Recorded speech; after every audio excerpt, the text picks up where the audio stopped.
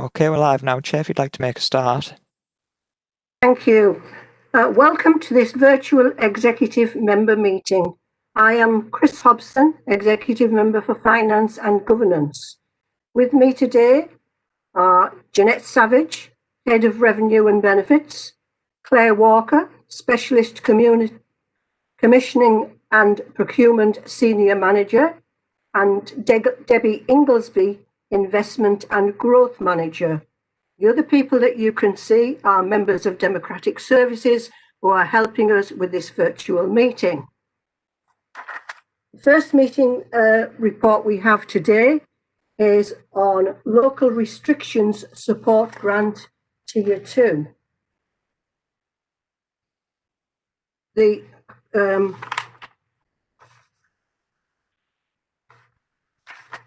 I just have to find my right papers.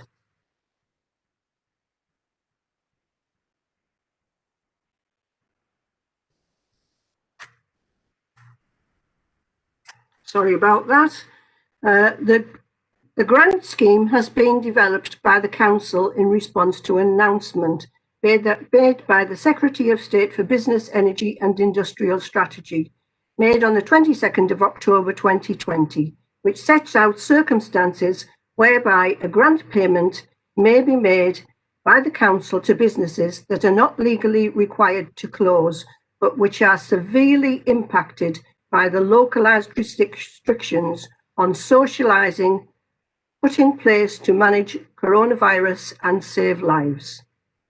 Whilst the awarding of grants will be the Council's responsibility, there is a strict criteria which must be met by each business, making an application, and government has also indicated the types of business which should be given the grant. Grants under the scheme will be available for the 2021 financial year only. The Local Restrictions Support Grant Open is aimed at hospitality, hotel, bed and breakfast and leisure businesses. Details of how to obtain grants are available on the Council's website. I would like to just say, ask any of the members joining us, the officers joining us today, if they would like to add any further information before I agree this scheme. The only thing I would add, Councillor Hobson, is it is aimed at hospitality, leisure, hotels, bed and breakfasts, as you've mentioned, but also nursery, education establishments. That's also listed on the target businesses. Thank you. Anything else? Well, I will agree with this scheme, which is in support of the businesses that were not legally required to close, which were severely impacted by the LCAL 2 or localised restrictions were imposed on Middlesbrough. I also agree that Section 151 officer be given delegated authority to approve any future modifications required to the scheme or policy. We will then move on to the next one, which is the local restrictions report. Councillor Hobson, I do believe it is the corporate procurement strategy next on the agenda. Thank you. Right. Thank you. I think my agenda was wrong, to be honest, but however, yes, this is the corporate procurement policy, which we need to have in place. And the current corporate procurement strategy ends in 2020. And due to the uncertainty about the impact from both Brexit, potential no deal, and COVID-19, it was felt that a refresh would be more appropriate than a full redesign. It is intended that the full redesign be completed during 21-22 year, with a brand new corporate procurement strategy becoming live in 2023. The redesign will not only mean the strategy will look different, but the content will also be strengthened, including areas which has social value, sustainability and digital advancements. This will also allow sufficient time to understand the true impact of COVID and opportunities that may arise from Brexit, as well as being able to undertake robust consultation. So today we're just doing a refresh of what we had, which means that there are very little, if there's any, tweaks onto the document that we had previously. And once again, ask officers if there's anything they would like to add to that. No, Councillor Hobson, I think that's exactly the case. Like I say, I did want to do a big refresh, but I think it's not the time at the moment. Thank you. And either of the other officers? Nothing So more I will than agree. Sorry, I will agree this report.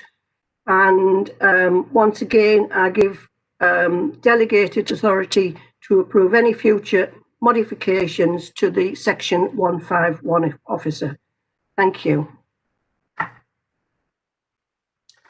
The next report, last but not least, is the allocation of the Winter Fund grant.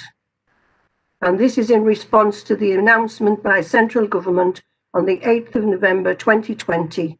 The funding is provided by the DWP to allow councils to provide direct assistance to vulnerable households with children. Additional funding of £500,000 for the provision of financial assistance and advice support payments from COVID-19 grant funding to be allocated to provide direct support to vulnerable households without children, including individuals who are at risk of poverty. That the section 151 officer be given delegated authority to approve any future modifications required to the allocation of both the Winter Fund grant payment and the financial assistance and advice support payments.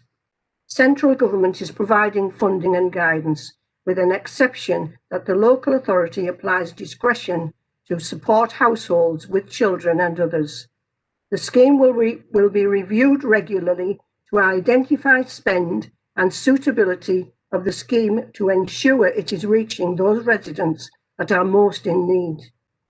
An online application process will be made available on the council website to invite applications from eligible households or adults.